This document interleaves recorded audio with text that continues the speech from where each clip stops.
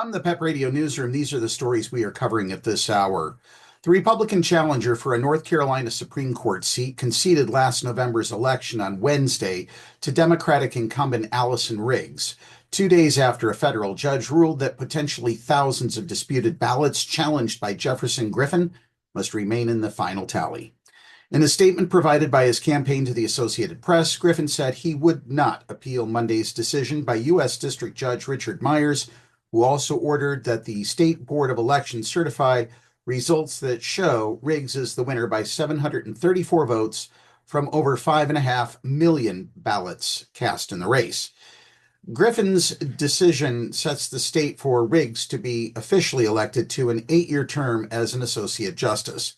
While I do not fully agree with the district court's analysis, I respect the court's holding, just as I have respected every judicial tribunal that has heard this case, Griffin said. I will not appeal the court's decision.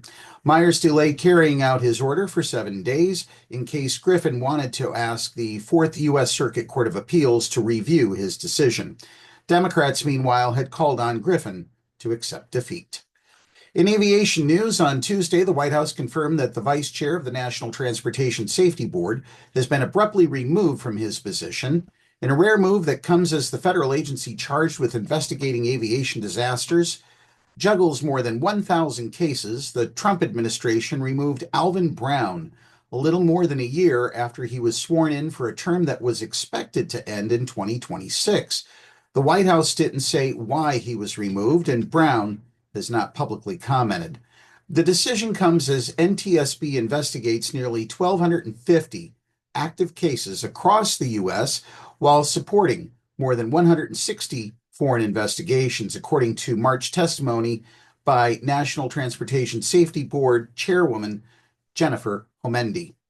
The investigations include the deadly midair collision between a passenger jet and Army helicopter in Washington, D.C., that killed 67 people in January, and the medical transport plane that plummeted into a Philadelphia neighborhood that same month, killing 8 people.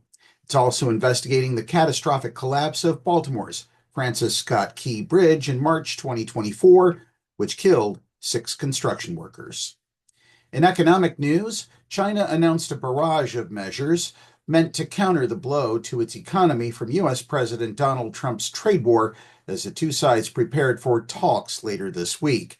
Beijing's central bank governor and other top financial officials outlined plans Wednesday to cut interest rates and reduce bank reserve requirements to help free up more funding for lending.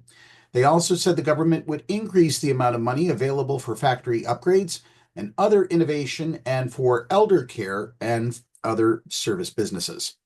Trump's tariffs, set as high as 145% on imports from China, have begun to take a toll on its export-dependent economy at a time when it's already under pressure from a prolonged downturn in the property sector. China has retaliated with tariff hikes of up to 125% on U.S. goods and stopped buying most American farm products.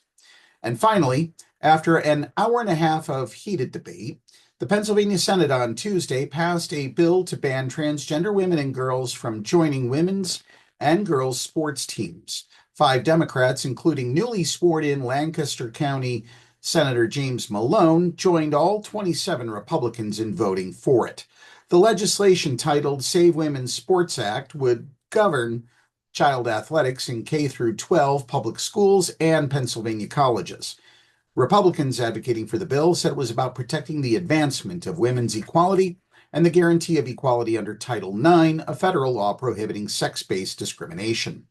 The bill defines a person's sex by what they were assigned at birth, strictly male or female with no consideration for gender.